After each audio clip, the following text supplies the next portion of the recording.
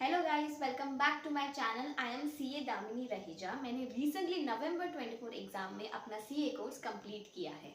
बहुत लोग आप पूछ रहे थे कि मैंने कोचिंग कहाँ से ली। आज के इस वीडियो में मैं आपको बताने वाली हूँ honest review of CA final faculties जिनसे मैंने कोचिंग ली है। Let's get into video.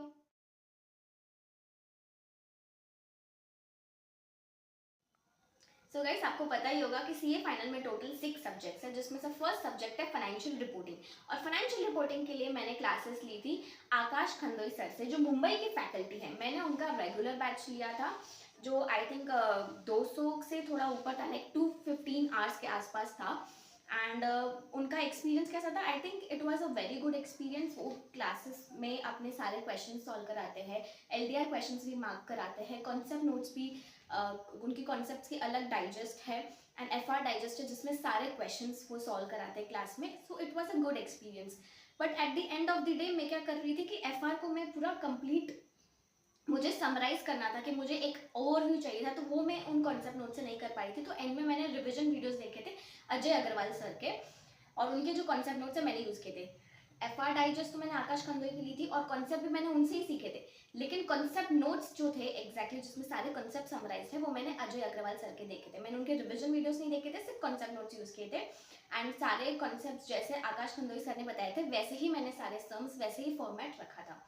And second है एएफएम। एएफएम के लिए क्लासेस मैंने ली थी पवन करमले सर से, और उनका आई थिंक मैंने एग्जाम ओरिएंटेड बैच लिया था, जो 175 आवर्स का था, लेकिन वो 200 घंटे तक एक्सटेंड हो गया था।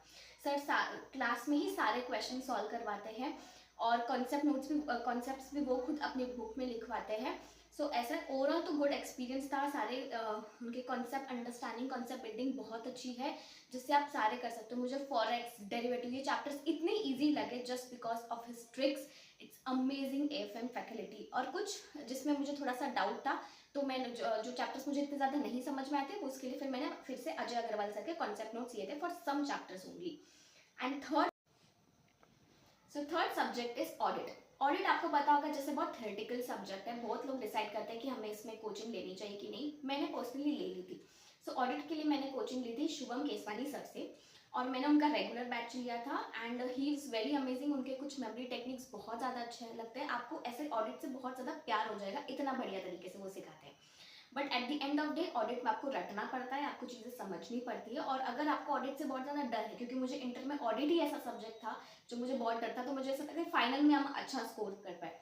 तो मैंने ऑडिट शुभम केसवानी सर से लिया था, and he was the best for this subject. But जब मैं क्वेश्चंस प्रैक्टिस कर रही थी, तो मैं उतना ज़्यादा उसको नहीं संभाल पा रही थी। मतलब मेमोरी टेक्निक्स तो थी, बट उतना ज़्यादा कनेक्ट नहीं कर पा रही थी। और उसी टाइम पे अंकुश चिमार ने अपने यूट्यूब चैनल पे 150 पेजेस में ऑडिट की बुक जो है समराइज की थी, और उसके साथ उन्होंने रिविजन वीडियोस भी डाले थे। फिर मुझे लगा कि अगर मुझे ऑडिट में और ज़्यादा अच्छे से करना है, तो मैं इतने 300 पन्ने नहीं पढ़ सकती, मैं 150 पन्ने ही पढ़ूंगी और उसी को अच्छे से करूंगी। फिर मैंने अंकुश चिमार की 150 पेजेस की कॉन्सेप्ट नोट्स बुक ऑर्डर की, उनके रिविजन वीडियोस रेफर किए एंड में। और ऐसा था कि मेरे को कुछ चैप्टर्स शुभम केसवानी सर के समझ में आए थे, तो मैंने बाकी जो चैप्टर्स में मैं बहुत अच्छी हूँ, मैंने शुभम केसवानी सर के देखे। और बाकी के जो कुछ चैप्टर्स थे, जैसे बैंक ऑडिट हो गया, ये मैंने अंकुश चिमार की बुक से किए। बट मैंने जो नोट्स थे मेरे पास in the third and fourth revision was of Ankush Chimar. And बस इतना ही किया था, और क्वेश्चंस मैंने आईसीएम मॉडल से प्रैक्टिस किए थे।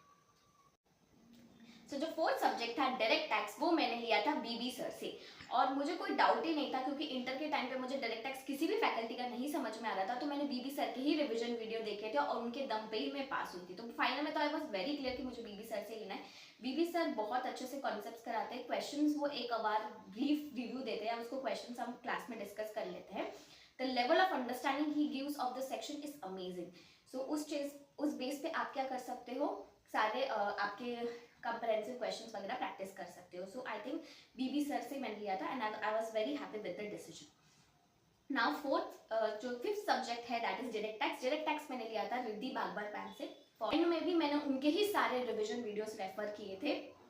The ma'am is amazing. उन्होंने मेरे स्टार्ट से सेक्शन 7 से लेकर सेक्शन 80 तक सारे सेक्शंस मेरे लर्न हो चुके थे मैम के साथ। उनके जो हैंड रिटन नोट्स है, इट्स ट्रूली अमेजिंग। आपको सारे सेक्शंस हो जाएंगे in the indirect tax paper. जब मैं सिर्फ और सिर्फ क्वेश्चन देख के समझ पाई थी कौन सा सेक्शन है, कौन सा प्रोविजन लगेगा, क्या लगेगा, it just because of ma'am ने जो लेवल ऑफ अंडरस्टैंडिंग दी, कॉन्सेप्ट क्लैरिटी दी है, और क्वेश्चन प्रैक्टिस कराए। सो रिद्धि बागवार मैम का मुझे बहुत ही पसंद आया था। आप उनका चेक कर सकते हो, उनके डेमो लेक्चर्स भी यूट्यूब पे अवेलेबल है, रिविजन वीडियोस भी आप देख सकते हो। And last subject comes IBS। ये बहुत ही खतरनाक सब्जेक्ट लगता है क्योंकि इसमें सारे सब्जेक्ट्स एक साथ पूछे जाते हैं, ये तो ओपन बुक है। और नवंबर 24 में जिस लेवल का पेपर आया था उस लेवल से कोई गारंटी नहीं कि आगे कैसा पेपर आएगा। तो इस सब्जेक्ट के लिए मैं एक डिटेल वीडियो शेयर करने वाली हूँ, प्लस माई स्ट्रैटेजी कि कैसे आप उस पर सिक्योर कर सकते हो। मेरे पर्सनली 69 मार्क्स आए थे और I think it was the most difficult paper of November 24 exams. तो इसके लिए मैं डिटेल वीडियो बनाने वाली हूँ। सो जस्ट आप कमेंट डाउन बिलो करो कि आपको ये वीडियो चाहिए कि नहीं। Okay, bye.